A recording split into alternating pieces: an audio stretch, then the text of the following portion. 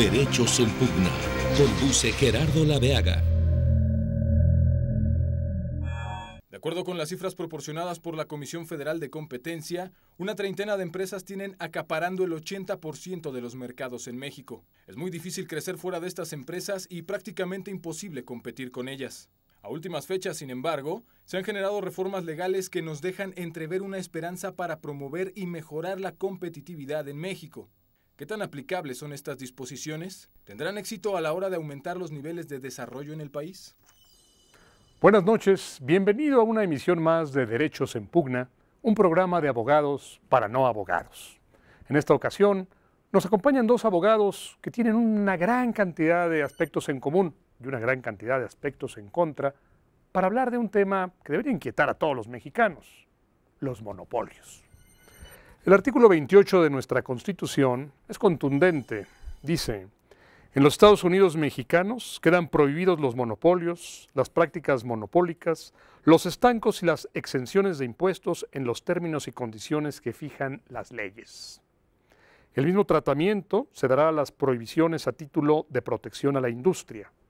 En consecuencia, señala el artículo 28 de nuestra Constitución, la ley castigará severamente y las autoridades perseguirán con eficacia toda concentración o acaparamiento en una o pocas manos de artículos de consumo necesarios, y sigue hablando el artículo.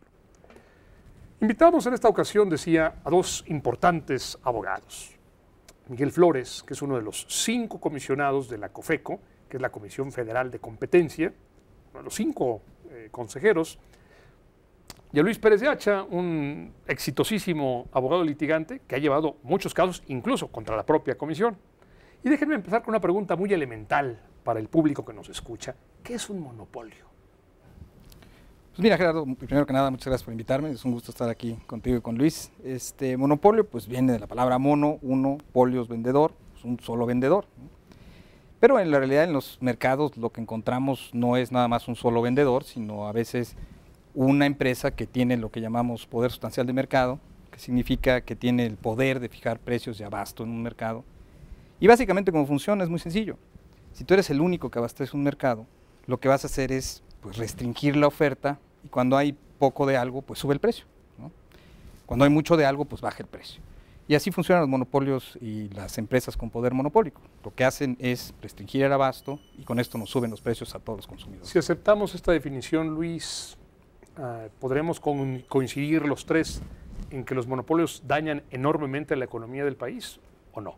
En tanto que son actividades, las monopólicas, que inciden directamente, depredan mercado, no hay duda de que en términos de competitividad sí hay una afectación directa, inmediata, entre los actores que participan en un mercado de competencia y que al final de cuentas repercute en consumidor final. Al final, en pocas palabras, todo es un mercado distorsionado en donde tanto los sectores económicos como los consumidores resultan perjudicados. De eso no hay duda. Por eso el texto constitucional es tan tajante y radical en la materia. No hay margen de interpretación en esas frases utilizadas por la Constitución. Y tajante también es el Banco Mundial, y tajante también es la OECD, y tajante también es el Fondo Monetario Internacional, cuando dicen, mientras México no supere su régimen de monopolios, difícilmente podrá progresar.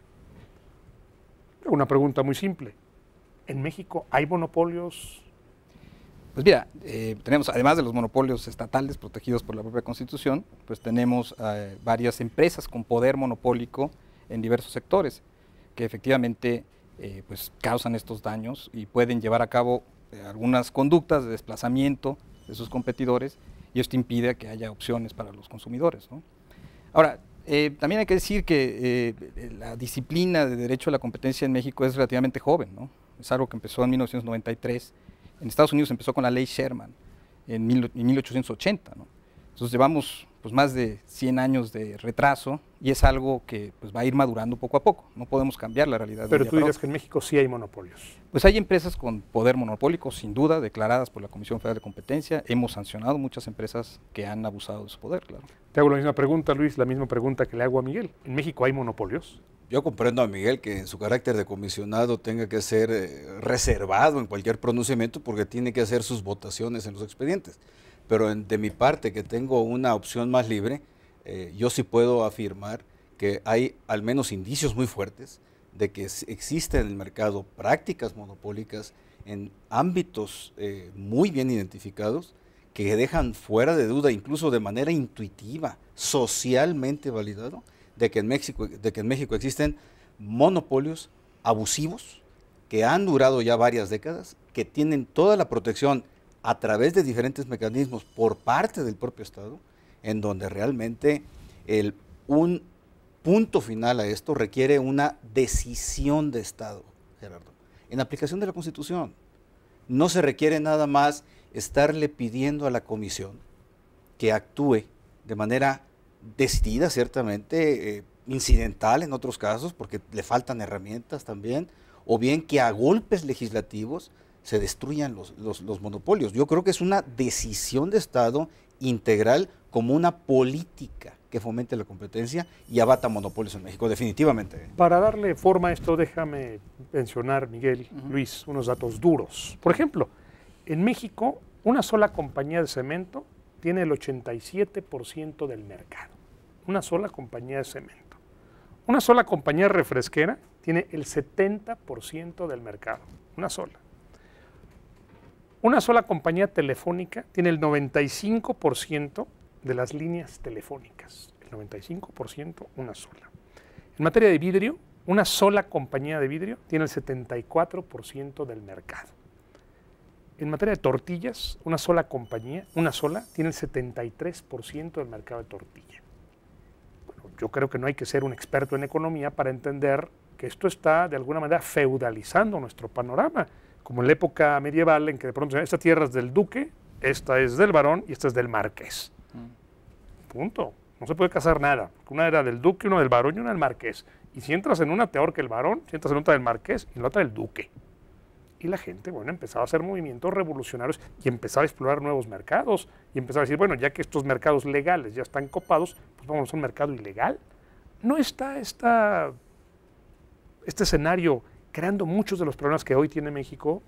Pues hay una descomposición. Los datos que estás dando tú son dramáticos. No podemos incurrir en consideraciones legaloides, Gerardo, para afirmar que no hay monopolios. Si estos son datos ciertos, son datos validados, son datos objetivos, hay una conclusión natural del tema. Hay monopolios en México que hay que acabar con ellos. Entonces, no se trata de hacer elucubraciones muy grandes, eso ya le corresponderá a la Comisión, para llegar a una conclusión afirmativa que diga que estos monopolios tienen que ser sancionados de una u otra manera. Pero eso tiene que ser un reducto.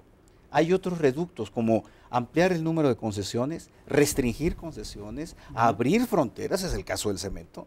El problema del cemento es que está cerradas las fronteras. Entonces, si está cerrada la frontera, se da por consideración natural más una actividad agresiva, una práctica monopólica. Quiero tu opinión, Miguel, pero sí. vamos a un pequeño corte y regresamos. Me importa mucho lo que tienes que decirnos. Muchas gracias.